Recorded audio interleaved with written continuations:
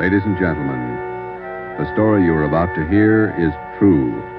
Only the names have been changed to protect the innocent. NBC brings you Dragnet.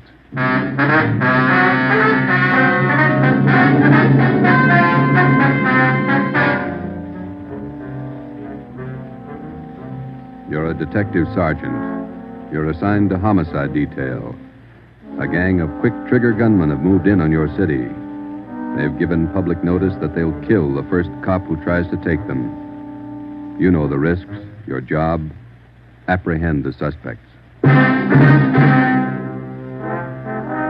Dragnet, the documented drama of an actual crime, investigated and solved by the men who unrelentingly stand watch on the security of your home, your family, and your life.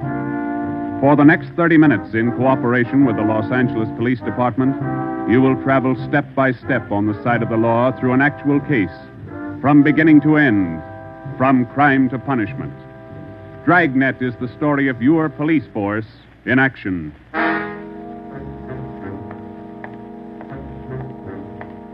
It was Wednesday, April 17th. It was warm in Los Angeles.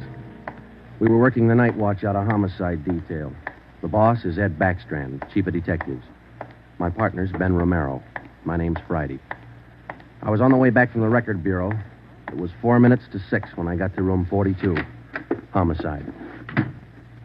Hey, Ben, I pulled a package on the Raymond killing. And that proves you can still read, Friday. He said it, Joe. Your pal, Fred Lindsay. Hiya, Fred. What's doing? Busier than you are. We know what we're looking for.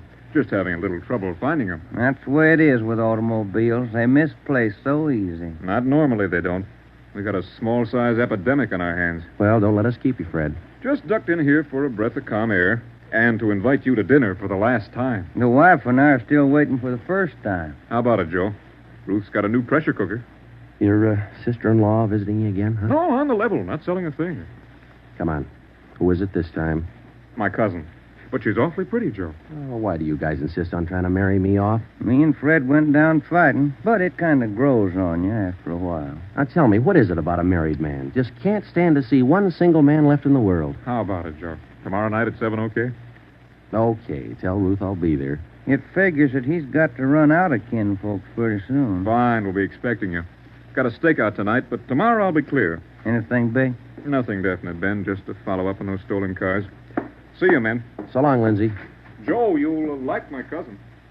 Oh, never say die. What a character. You just catnip to women, Joe. Yeah. Well, here's that Raymond package. Let's check those dates that Backstrand wanted, huh? Wednesday, April 17th was just routine. A dinner date I tried to get out of, some paperwork that the chief wanted done, and a hot, sticky day. Too hot to wear a suit of clothes. Sometimes it's like that. A day starts out being routine. By the time it comes of age, it's got a personality all its own. At 10:23 that night, Ben and I were just finishing up the paperwork, and Ed Backstrand opened his office door. Friday, Romero, just got a hotshot call. What you got, Skipper? Hold up and shooting at Hooper and Esperanza, code 3. Code 3, that means red light and siren. It was 10:32 when Ben and I pulled up at the corner of Hooper and Esperanza.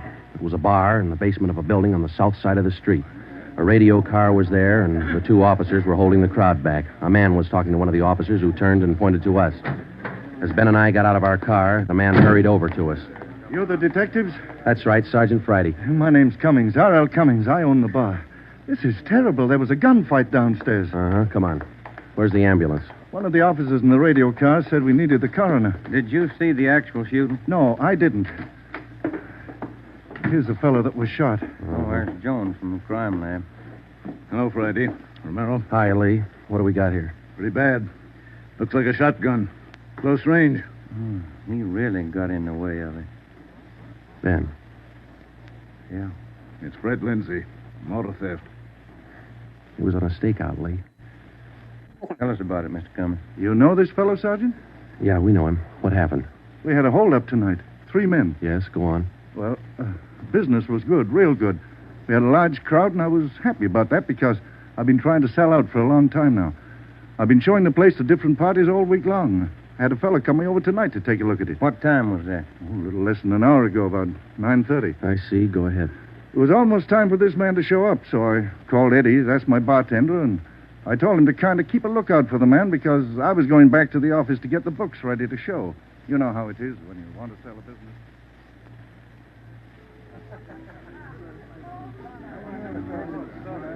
You'll watch for him, Eddie? You bet I will. If you want me, I'll be back in the office.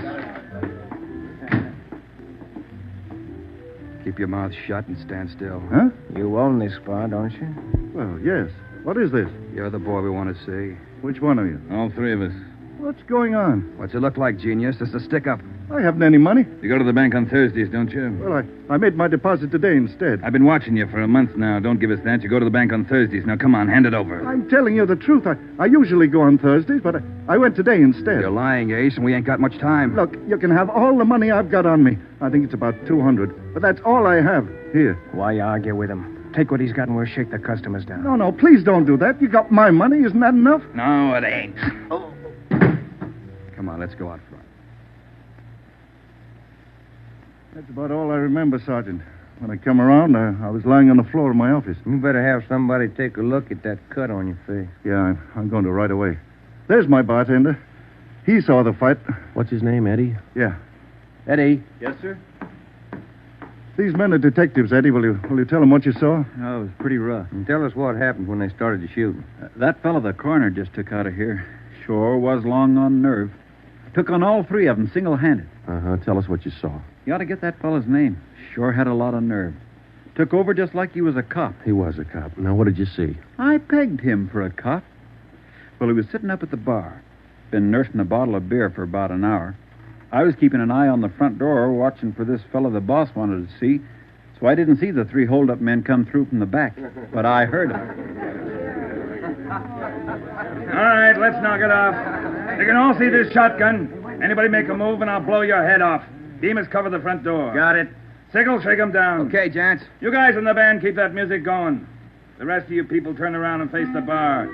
Put your hands on top of the bar and leave them there till we tell you to move. Come on, hurry up. Knock it off. Okay, Sickle. We'll take your money, your watches, anything else you got. Now, don't try to be cute and hold out. All right, you, take off the watch. I'll get your billfold. You, lady, let's have the ring. This Come man on, they give me the called pocket Sickle watch. went right down the line. Took everything he could lay his hands on. This cop, your friend, was facing me at the far end of the bar. He was standing there just like the others. He kind of leaned toward me a little. Can you see the guy with the shotgun? Yeah, Where is he? center of the room. The other guy still at the door? Yeah, Got his gun out? holding it in his right hand. How far down the line is the other guy? About 10 people away. Hey, you two down at the end there. Knock it off. Hurry up, Sickle. Doing the best I can. Come on, let's have the purse, lady. You, next to the lady here, get the watch off. I'll take this wallet over. How far away now? He's getting closer. But we better set up like he says. I'm going to take the one with the shotgun I'm first. going to blow you to pieces. I got a gun. How far away is that guy now? I thought Jans told you to shut up. All right, Sickle, try to move and I'll break your back. Let me go. Go ahead and shoot, Jans. Stay away from him, Sickle. All you people at the bar, down on the floor. Okay, you with that shotgun, grab it. Demas, can you get a shot at him? Not without hitting Sickle. Come on, you, I'm waiting. You got us all wrong, boy. We like Sickle, but not that much. The cop was holding Sickle as a shield. When the big guy let go of the shotgun, both the cop and Sickle ducked. The cop didn't get hit. But this man Sickle fell over on his face, grabbed at his arm.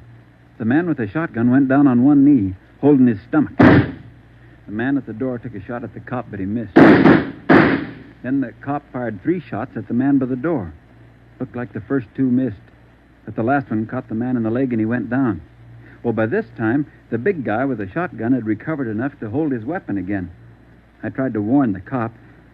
Look out! The guy with the shotgun! I see him. The cop pointed his gun and pulled the trigger, but he was out of shells. Boy, Sergeant, my stomach knotted up when I heard that hammer fall against those empty chambers. The cop threw his gun at the guy with the shotgun and then ran right at him. You know, it was just as if that cop was trying to run right down the barrel of that shotgun. I glanced at the cop on the floor, then I tried to follow the 3 of them as they made their way out of the bar. They jumped into a car out front and drove off. As I kid, I used to watch Bill Hart take on a whole gang in the movies, but this way, right in front of my eyes, Sergeant, he was an awful brave guy. Did you get the license number of their car? No, I didn't. I couldn't see very well. You got a pretty good look at all three of the men, though, didn't you? I believe I'd recognize any of them. Thanks, Eddie. What's your last name? Bowers. Eddie Bowers. Got that, Ben? Yeah. You'll be hearing from us, Eddie. We may want you to look at some pictures for us. Glad to help any way I can, Sergeant. I hope you get the men that shot this cop. You're sure going to try, aren't you? Yeah, Eddie. We're sure going to try. The next step was for Ben and I to make a complete report to Chief Ed Backstrand. They got Lindsay, huh? That Fred Lindsay an auto theft? Yeah, that's right. Good cut. You say he wounded 2 out of the 3 in that holdup? Yeah. That means they'll have to have medical attention in a hurry. We'll check all the small hospitals, cover all the drugstores to get a line on anyone who's bought medical supplies in the last hour. Uh-huh. As soon as medical detail notifies Miss Lindsay, I'd like to go over and see her. Smith from the medical detail's out there now. By the time you get back, we may have a flash in the drugstores or hospitals. We'll be back in 30 minutes. Call them when you get out there. Right, Ed. You might carry this with you. Yeah? I'm sick. I'm sick to my stomach about this thing.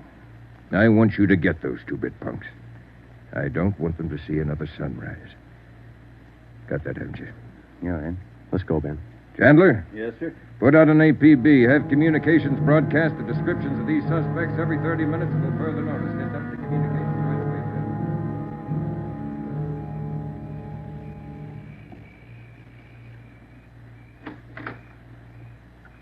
Hello, Joe. Come in. Thanks, Ruth. Sit down. Ruth, you know how we all feel. It's all right, Joe. You're married to a cop, I guess you're meant to expect things like this. He'd like that.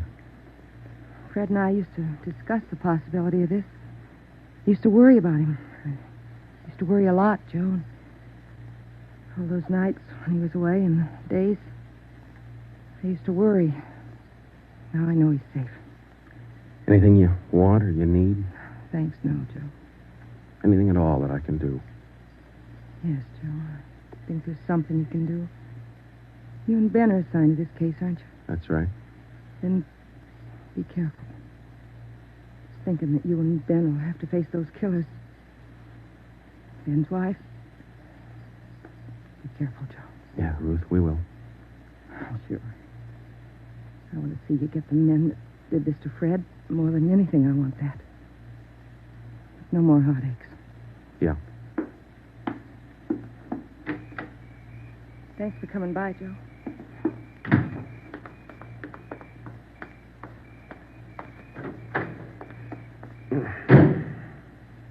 How'd you take it, Joe? Let's go.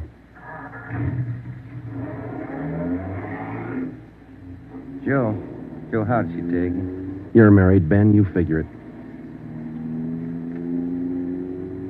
It was 11:30 when we got back to Central Division.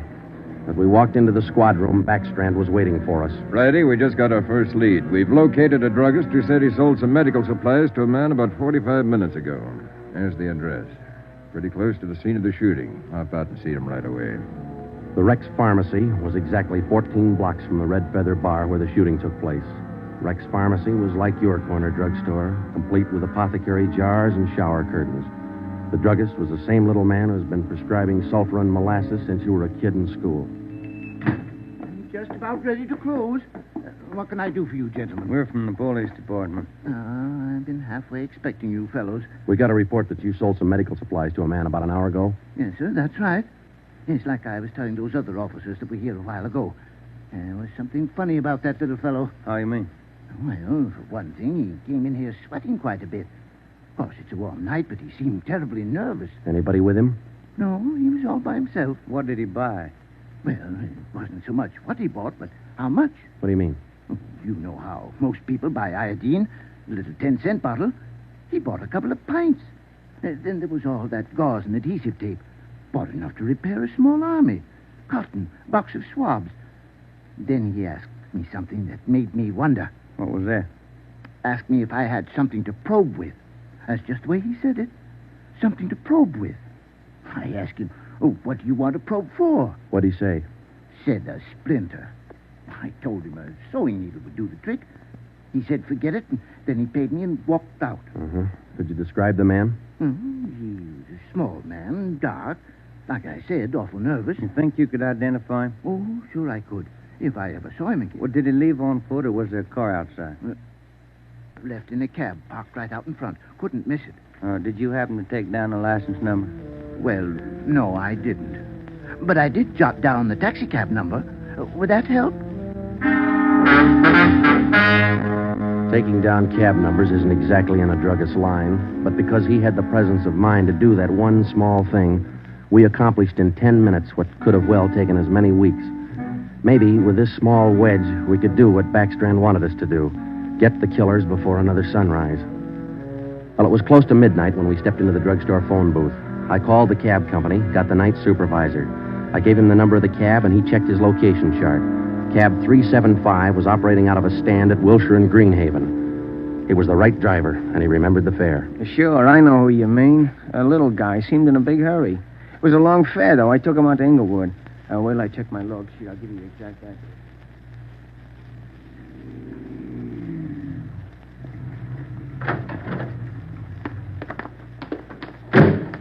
Here it is, Joe. 1523 Imperial. It's the room and half. Yeah, come on. We'll check with the landlady.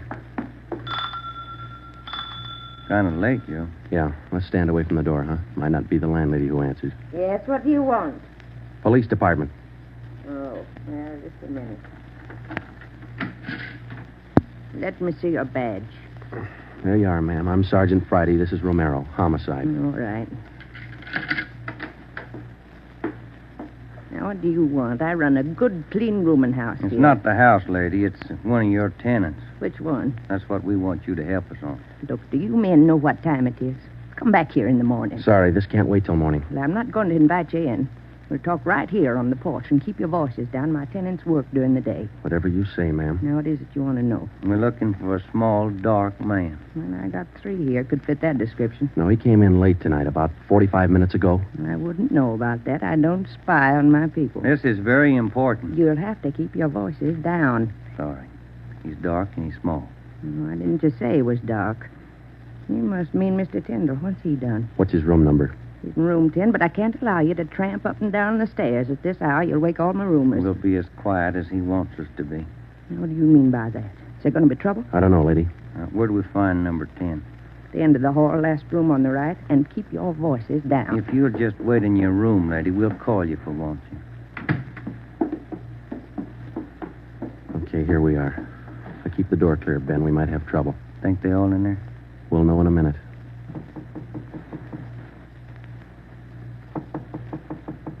Who is it?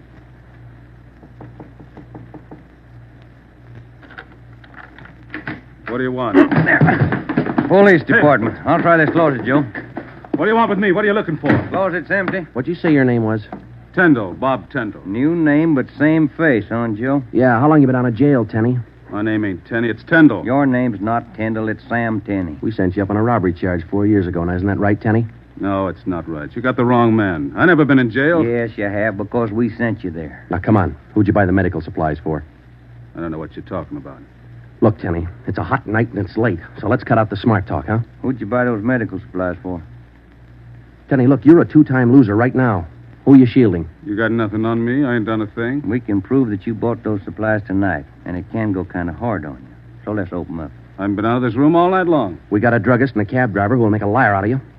I still don't know a thing. That cab driver hauled you home here 45 minutes ago. Where were you? I was out on a date. Is that who you bought the medicine for? Ben, call the druggist and get that cab driver. We'll take Tenny downtown. All right. All I did was buy the bandages and stuff. I got nothing else to do with this. Who'd you buy the stuff for?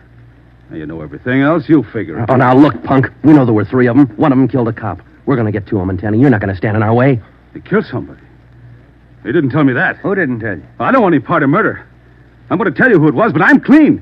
I got nothing to do with it. I was trying to help him out of a jam. Who were you trying to help? It was Roy Bemis, Charlie Sickle, and Red Jans. They didn't tell me nothing about murder. Oh, why'd you help? They offered me a pretty good piece of change to run an errand for them. You know I got paid for. That's all I had to do with it. Where did you deliver those medical supplies? I have to tell you that. I'm afraid of Jans. He's awful free with that shotgun. We'll give you protection. Now, where are they? Can I go to jail till you get them? You'll get protection. Give us the address. It's an apartment house. Just around the corner from here. The Blue Eagle. We took Sam Tenney down to Central Division with us. On the way downtown, he told us that Red Jantz and the other two had their room at the Blue Eagle barricaded. Tenney said that they told him that they'd kill the first cop who tried to take them. Well, we knew they were wounded. He told us that Sickle had an arm wound, Bemis got it in the leg, and Jantz had a slug in his side. We figured they'd be weak from the loss of blood, and we could take them easy. You'll never take those guys easy. Sure, they lost a little blood, but they had enough fight left to stack that room. And they got enough left to kill you if you try to take them. On the way to headquarters, we stopped at an all-night drive-in and called Ed Backstrand. We told him we had a radio car watching the Blue Eagle. We gave him the whole story and told him we were on our way in. By the time we checked into Homicide, Ed had the plan all mapped out. It was 2:25 a.m. Here's the map from the city engineers. It's one city block bounded on the north by Hawthorne Street, on the south Lawndale Avenue, on the east 16th Street, and to the west 17th. The Blue Eagle apartment house is right here, on 16th and Hawthorne. West of the Blue Eagle is a private residence. South of the Blue Eagle on 16th is a vacant lot. There are 12 apartments in the building. The men we want are on the second floor, number 11. And that apartment faces east on 16th. How do you want to handle it, Ed? Now, Baker and Moorheim will evacuate the private residence. Friday, and Romero clean out the apartment building. Right, Skip. All traffic is being diverted. The entire block is completely isolated. We'll throw up a cordon. As soon as we clear the residence, nobody goes in, nobody goes out. Will you brief us again when we get there, Ed? I'll give you all the briefing you need right now. Get this. These guys have already killed a cop. I don't want to lose any more. You know they're heavily armed and they're desperate. Have the men draw shotguns, tear gas, and Tommy guns. I'll take care of that, Skipper. All right. Now, we're not going in after these punks like tin horn heroes. We're going after them, and we're coming out alive. All of us. What time is it, Friday? 2:37. Not much time till sunup, is it? It was a code 2. That means red light and move fast. Backstrand figured we needed 6 squad cars, 4 men to a car, the police public address truck, ambulance, and floodlights. Ben checked out the weapons to the men, and by 2:46, we pulled out of the Central Division garage. We slid into the area at 3:20 a.m. The 6 squad cars and the public address truck took up their positions. The floodlights were rigged and ready to turn on at Backstrand's command. The machinery was set to roll as soon as we got the neighborhood cleared. Ben and I evacuated the Blue Eagle apartment house. How many does that make, Joe? Well, we've cleared 9. 2 to go. Here's apartment 10. The killers are right next door. Joe, I'd like to kick that door in right now. Take your time, Ben. We'll get to him. Quiet now.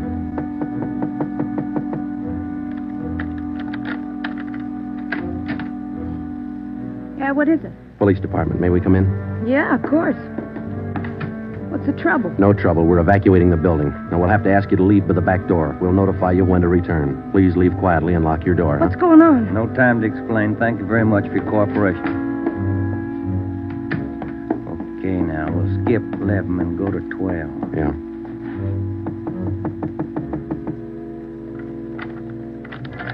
Yeah? Who are you? Police department. Can we come in? Sorry to disturb you at this hour. We're evacuating the building. Please hurry and leave quietly by the back door. You'll be notified when to return. Lock your door when you leave, thank you. It was 4:10 a.m. Everything was set now. The neighborhood was completely cleared. The entire block was empty except for apartment 11 on the second floor of the Blue Eagle. I left Ben to watch the door of apartment 11. I went downstairs and across the street to join the rest of the men. It was Ed Backstrand's show from here on. That's it, Ed. All set. Baker, Moorheim, all clear? All clear, Chief. Baker, you and Moorheim take 3 men and cover the rear of the building. Right. Is that detail covered Hawthorne Street? They're all set, Ed. How about the vacant lot? Taken care of. The rest of you men? Yeah. Friday and I are going into the building. We'll try to get him to come out now. Johnson. Yes, sir? Come with us and keep us covered. Let's go.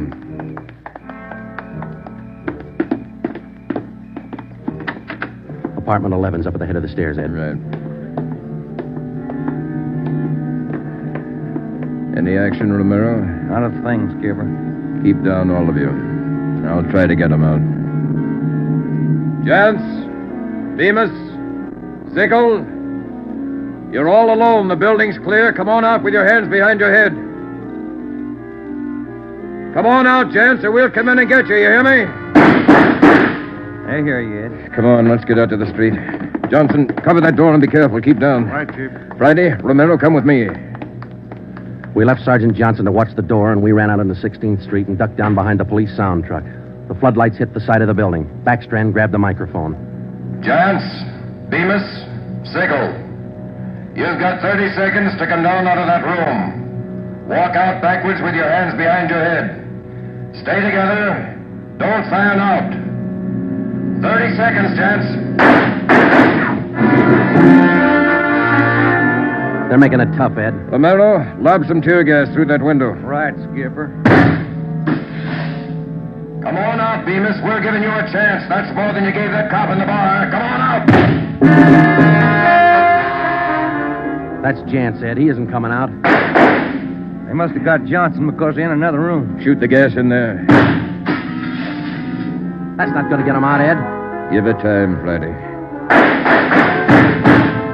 Burn those floodlights in up there. Friday, rake that second floor with the Tommy gun. Let's keep them in one room. Right. Hold your fire, Friday. George, give us a couple of masks. Ben and I are going in. The rest of you men concentrate your fire on those two rooms. Pin them down. Here's your mess, Joe. Let's go. Come on.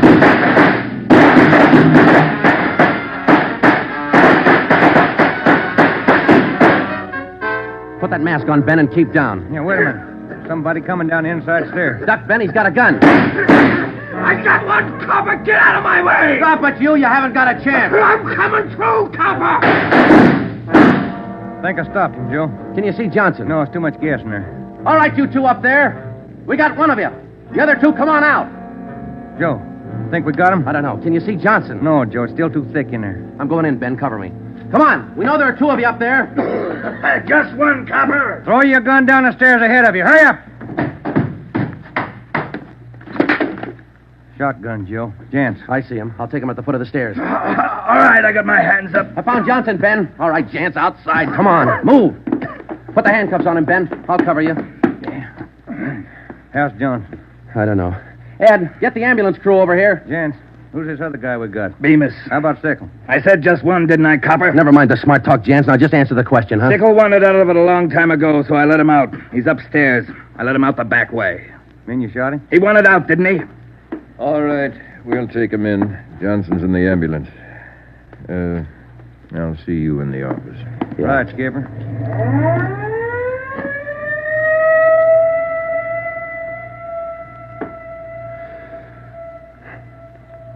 How about a smoke, huh? Yeah. Here you go. Backstrand said he didn't want those men to see another sunrise. Yeah. 5 minutes to 5, Joe. Sun ought to be up. Yeah. But look, Ben. It's cloudy. Guess we'll never know, huh?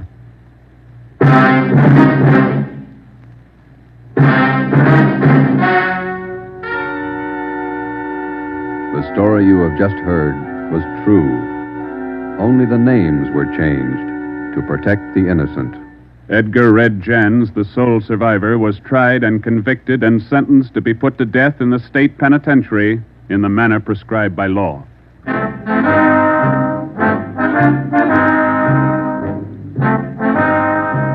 You have just heard the fourth in a new series of authentic cases from official files. Technical advice for Dragnet comes from the office of C.B. Horrell, Chief of Police, Los Angeles Police Department. Tonight's program is dedicated to radio car patrolman Forrest E. Sawyer of the Denver, Colorado Police Department, who on the evening of March 8, 1937, gave his life so that yours might be more secure.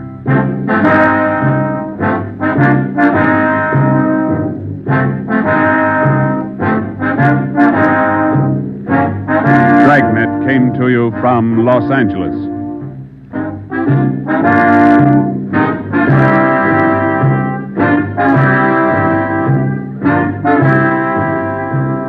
This is NBC, the national broadcasting company.